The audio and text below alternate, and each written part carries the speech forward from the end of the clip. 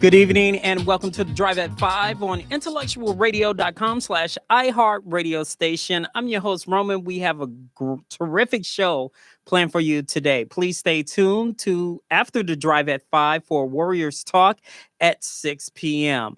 My guest is a taught in oil paintings from former First Lady Michelle Obama, Prince, and Malcolm X, to just name a few. Please give a Drive at 5 welcome to the master of artistry, Chicago born and raised, Robert Channing Owens. Welcome to the Drive. Thank you. Thank you, Roland. Appreciate it. So please give IntellectualRadio.com/iHeartRadio station your background. I am a professionally trained portrait artist, self-taught rather. I am from Chicago, Illinois, South Side. I am also a Chicago firefighter EMT. And I am a psychotherapist. I've been drawing now, I would say, since I was 6 years old, professionally since I was 19 years old. And it's a passion. It just comes from my genetics. My biological mother is a very great artist, and my brother and sister are pretty good artists. My oldest son is a great artist, and my younger son is a great artist. So it's in my DNA fabric, I assume. You're a jack of all trades, it seems like. So tell me how you balance artists, like oil paintings. It takes a lot of time. Absolutely. And you're a firefighter. Yes. So how you balance it's as psychotherapist? It's very difficult. As a therapist, some of the coping strategies we utilize to assist people to regulate their emotional state. Sometimes we use art therapy. You know, it relaxes me. It's something that I use to not necessarily pass time, but it takes me away. A blank canvas is like my creative explosion. I can create my own universe with a blank canvas. So just exploring my creativity through the use of different medium has always been something that's given me peace of mind. I believe it's something that I was born to do. Yeah. What was the inspiration for you to do oil paintings? Well, you know, when oil paintings came about just out of curiosity. And after doing my first oil painting, I think it looked good, and other people, you know, gave me that type of feedback. So that became like, okay, I can do it. And so in the art world, the most, I would say, valuable painting you'll ever find is an oil painting. And so I always try to educate people when they ask about artwork or paintings. It's an asset, and it's a way for you to basically hedge against inflation. So if you want to put your money in something, you look for real estate, look for fine collectibles, art. And so it's also a good to build wealth. You know, I won't be here forever, so it's scarcity. So unfortunately, the evil accident of time will visit us all, and one day there won't be a lot of Robert Owens paintings around. How did you teach yourself to do oil painting? Well, you know, there's something on the inside of everybody that solace will help you discover. And so my first painting on canvas was actually oil pastel or chalk. And then I have a famous cousin, God rest his soul, Melvin King. And he saw my first chalk painting on canvas, and he was like, hey, man, you don't do chalk on canvas. And so from that point, that's when I did an acrylic. And acrylic looked pretty good. So then I tried the oil. And oil is really difficult because it takes a long time to dry. So usually an oil painting takes between 6 months to a year to complete. And it is a highly detailed process. You generally have to sketch it out first. But I kind of evolved to the point where I have two different styles. I can paint it. I can paint the whole thing without drawing it. So it just depends on my approach, but they get two different results when I do it that way. Some people go off rhythm to a song, of hearing the play of the music. Artists do a line of sight. For you as a self-taught person, what method do you go off of painting your masterpieces? Well, I thank you for saying masterpiece. Well, you know, I always try to have a story behind that which I paint. As you may see, I'm on the cover of Mediva magazine with the painting titled The Rising Sun. In this painting, you'll see an image of Bob Marley, and you'll see the sun, which is rising. And so I'm trying to compare metaphorically the power of Bob Marley's music to change a person's mood and rejuvenate people and inspire revolution. as to the effect that the sun has on the earth. It gives life, energy, and power to the planet, and it inspires people. It makes you lively. It is the dawn of a new day. So if you look at that painting, the sky isn't completely dark. It Is isn't it completely rare? light. Is that rare? Oh, absolutely. This rare. There's only one of those ever. One of these paintings right here. One of those paintings. That painting was sold a long time ago, but it's been seen by tens of thousands of people by now. One of the things that I do is I put my art on shirts, and I sell print replicas of limited edition of all of my pieces. That particular painting has been seen, Lord knows how many places at this point.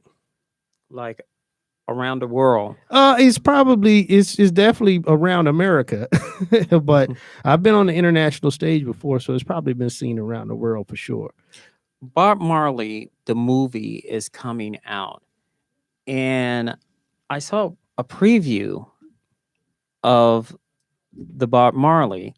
And when I look at this, it reminds me not only of the movie, but it's like almost a glimpse of him and the sun rising because he's on a beach. Absolutely. And I'm like, as soon as I saw it, I was like, man. Absolutely. And so that's, what made you put two and two together, Bob Marley, sun, beach? well, I paint from feeling. And Bob Marley, I feel Bob Marley. Bob Marley has always inspired me. He's one of my favorite artists. And the last point I was trying to make about this particular painting was that when the light of the new day comes into the dark night, that you get the mixture of tone in the sky. That's the same with knowledge, wisdom. When it comes to the world, you have a dark world, but you have more light, more knowledge. And so you don't have a completely light day, but you have a sort of dusky day. So this, for me, symbolizes the dawn of a new day. So Bob Marley's music, I always feel the cultural revolution that he brought, the energy that he brought, the story of Bob Marley, his life, his legacy is one that's tremendous and is internationally known and praised. Not only you did that for Bob Marley. Michelle Obama, which you got right over there, and I'm dying for people to see it. Michelle Obama, tell us about that, because it's not color; it's in black and white. Right. What made you think, like, you know what? I'm just going to leave it black and white, and it speaks for itself. Well, I want to talk about that black and white issue when we get to that particular painting behind you too. But what Michelle Obama, first of all, she's one of the most beautiful black women I've ever seen on a national stage. And when I actually voted for Barack when I found out he had a black wife. I just keep it real. So, and then to hear how intelligent she was and to get to know her personality and know the family, I felt like I had to venerate the Obama family in a very special way. So that particular image of Michelle, I thought was beautiful, how she had her hands rested on the side of her face. And she's just a beautiful woman. So it was an opportunity for me to reflect that with my portrait skills. So yeah, I think it came out okay. Not only that, you don't mind putting that up. Oh yeah, absolutely. You did Prince. Oh yes. And this is rare, very rare, that you have the young Prince, the old Prince. Well, we'll say the mature Prince, because we can't say old to Prince. And you have him actually performing. What made you put all three into one? Thank you. You don't mind? Oh, I yeah. can hold it up while you do. Certainly appreciate it. Well, Prince, another one of my favorite artists. It takes me back to think about Purple Rain whenever I think about Prince and the beauty of that movie. But Prince was an enigmatic figure. He ended his career a little revolutionary. He was wearing the big afro, and he utilized the symbol for a name. So if you see in that particular image, I have his symbol right in the center of his chest there. Because Prince, I think he had slave on his face or something like that at one point. Because of the record company. Because his record company, yeah. Prince, I'm more of a revolutionary as it comes to my art. And so people that were for the artists and for control of your masters and trying to uh, get your rights. And so Prince was a revolutionary in and of itself. Not only was his music good, but he stood for something far beyond just the beauty of his skill, talent, and his vocals. I mean, the man's just he was the man, you know. So Well, a lot of I'm people sorry.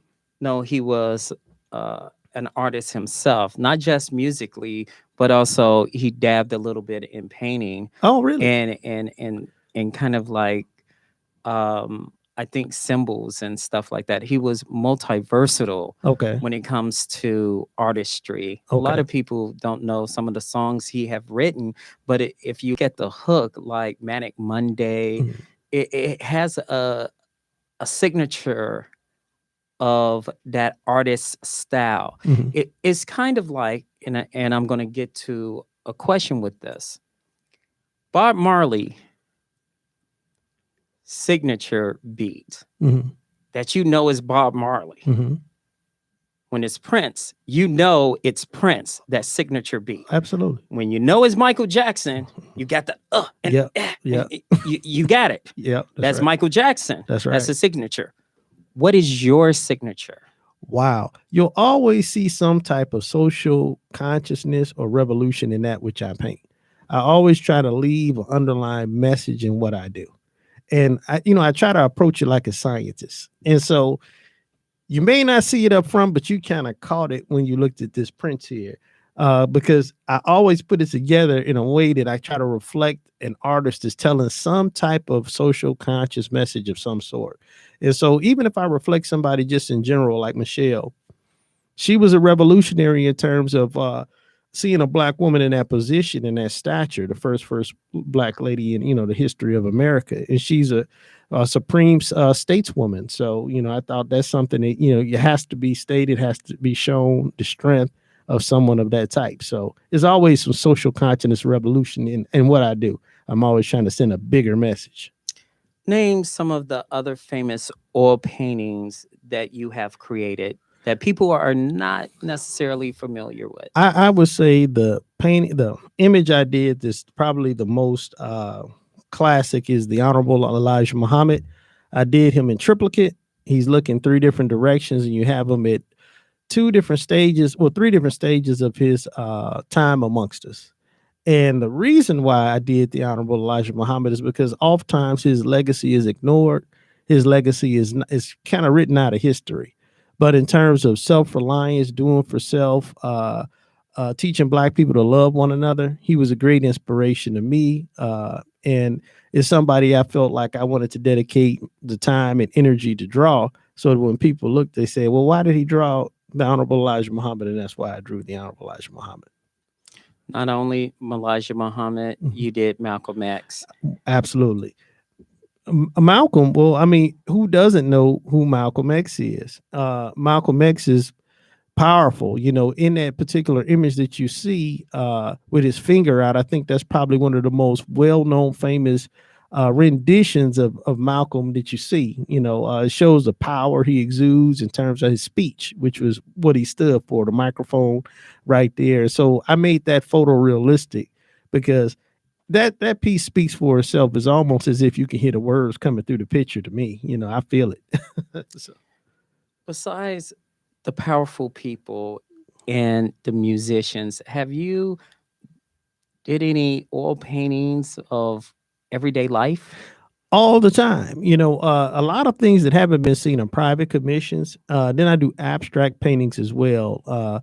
So those particular pieces I don't really showcase as such, but they sell, so people will see it. People will invest in, putting their capital into asset art. So people do come for the beauty and the color blends that I do and the different abstract creations that I make. Can you give us an example? There's one that I sold that there's several. They're hard to describe because they're abstract. But what I could do, for instance, if you told me what your favorite colors are, then I can put them away. I can put them together in a way that's going to be pleasing to the eye. With colors, you have to have the right type of contrast so that it pulls you into the image. and so that you feel a certain way. If you're not feeling something from that which you see, then it doesn't have life in it. And so I have to say, well, what are your favorite colors? And if you told me, I put them all together and I give it a pop, and then you say, hey, that's an abstract Robert Owens. Have anyone say, "Hey, can you do an oil painting of my mother? Can you do an oil painting of my father or us out eating so I can put it, you know, at the dining room somewhere in the dining room or in the living room or something like that?" God has been really good to me. People ask me to paint their relatives all the time, and actually, I did someone's grandmother maybe about a year ago, and that's a huge painting, and it's in their dining room, and so that happens all the time. I do relatives, family members. As you may know, I was honored by the Coalition for the Remembrance of the Honorable Elijah Muhammad to do Brother Munir Muhammad. That oil painting sits on the studio's wall, and if you ever watched the show, you could see it. But venerating people, it venerates their legacy. The time and energy it takes to create an oil painting is significant, and it means something. So it happens a lot. Have you ever presented an oil painting to a famous person? Well, I've sold to famous attorneys. I've been around quite a lot of famous people. I've been commissioned by famous people. Have I presented it like in the public? Munir probably was when I did Munir Muhammad. That probably was. I mean, it was everybody in city government at that particular event that was there. I was featured at the 100 Black Men Chicago. I believe that was 2018. Michelle Obama, the original, was on display. So Governor Pritzker was there. I mean, I've been around all type of famous elites, and just God has been good to me. Now, one thing that I do want to mention, and it's I was contacted by the SEED program, which stands for Students for Economic Education and Development. And they asked me to render a victim of gun violence for the purpose of help healing the wounds in the Black community. This was a big national event, and they coalesced about 40 artists from around the world. So this was at the request of the Honorable Minister Louis Farrakhan through the director of the program, Scott Mohammed. I was honored to have been selected to do an oil painting. So I believe the date is December 15th. They're having the grand unveiling part 2, where they will reveal to the family member of the victim of gun violence the oil painting and the reason positive affirmations were written to go along with the oil painting to help the family members have a transitional object and something they can hold and cherish to help preserve the legacy and memory of their loved one. What is the reaction when you present them with the artwork, with the painting, with the voila? You said a famous attorney. You did not give no names. What famous attorney? I don't want to get sued. No. Well, I'll put it to you this way. Some of the attorneys I've dealt with have dealt with some of the biggest entertainers in the world. My personal assistant knows who I'm referencing, but I just don't want to put it out here. But we're extremely well known. So, I'm kind of nervous when it comes to that. But they treat me handsomely as far as paying me. Have you ever created something that people like, but you don't? I looked All at the your time. I looked at your reaction before the show, Uh-huh. and you was like, "Oh, don't show that. I don't know about that one. Maybe this one. I could have brought some more." Now this leads me to a funny story, and I'm not going to get the specifics. I had a guy beg me to do an oil painting, and I won't say of whom. And if you don't follow my advice, and I learned to follow own advice. If you don't follow my advice, I can't do it. Well, a guy wanted me to superimpose a body on the individual, and the image that they gave me didn't look right, and it came out looking kind of funny. And so that was one particular instance where I painted something where I really didn't like it, and it was like it was probably an epic failure. That was one out of all of the ones that usually kind of hit them out the park. But I like certain pieces over certain pieces. That's why you got that reaction. So sometimes when I get put on the spot, I kind of want to show my best work as opposed to what I think is like mediocre. Which brings me to my next question. What artwork have you created best define your artistry? Wow. That is a good question. Can I speak to Yeah, we're gonna get to okay, that. okay. What best now that is a good question. You know what? There's one that and this is gonna sound funny, but I've been working on this painting for at least 22 years. And to tell you, and you're like, what? That's because I haven't been doing anything on it. But I keep getting commissioned so I can never finish it. But as a painting, I changed the name from Three Queens to Stairway to Heaven. And what it is a image of ancient Egypt or ancient Kemet when we as blacks ruled this earth. And the images of three black women. One is the queen, and she's being dressed by her two maidservants. In the background, we have the pyramids in white limestone as they originally were. And we have marble columns in the temple that they're standing in, and they have like alabaster floors. It's really my favorite painting, but I have to finish it and get it out here to the public because I think it'll be a home run. I think so. Now, a lot of people, let me stand just a little bit, just in case, out the way a little bit. A lot of people is like when the show first came on, oh, what is that? What is this? And I'll let you describe it because as soon as I looked at it, I remember the scene of Color Purple before she got hit over the head with the gun. You're right. So describe this painting to us and why this particular scene. Okay. Well, thank you. I am honored, and God is great all the time. I was contacted by a television owner, Miss Tam Lawrence, and she has a contract to do an event called the Color Purple Walk, which commemorates the filming of the Color Purple, the original movie in Marshville, North Carolina. In so doing, they commissioned me to do the commemorative portrait for the movie, and this is what you see right here in front of you. This is the first time this has been publicly unveiled. This will be part of a huge event on Juneteenth, and I am being commissioned to do another one as well. Now, let me ask you a question. Now, if you look at this oil painting here, I think Oprah's probably the biggest star in the movie The Color Purple. So why not start with the biggest star? And so if you look at the image, this is exactly what you said it was. I think it embodies who her character was as Sophia. And it's when she was in the town in Marshville when she was struck and she was angry. Now, if you look at the painting, the image is done in such a way that the colors speak to a story. So in The Color Purple, you see the dysfunction of the black community personified with the black male basically kind of being bashed, if you ask me. But you never talk about the background issue, which is a black and white issue. So the background issue that isn't really highlighted in the movie, I highlight in this painting, and I made the background black and white because that's the underpinning issue in America, are black and white issues. Now, whenever somebody gets hurt, whenever somebody gets a wound, they bleed red. But the healing process turns that wound purple because the oxygen combines with the blood, and as it cures, then it has that purple tone. So in this painting, I'm trying to show that the atmosphere that we created because of history here in America is one of wounds and pains. And so for me, that signifies the color purple. What comes out in this painting is two things.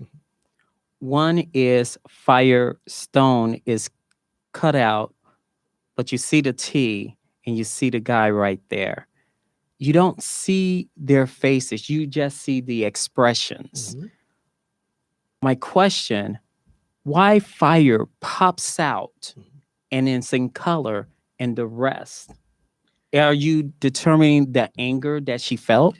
You got it. You should be an interpreter of my paintings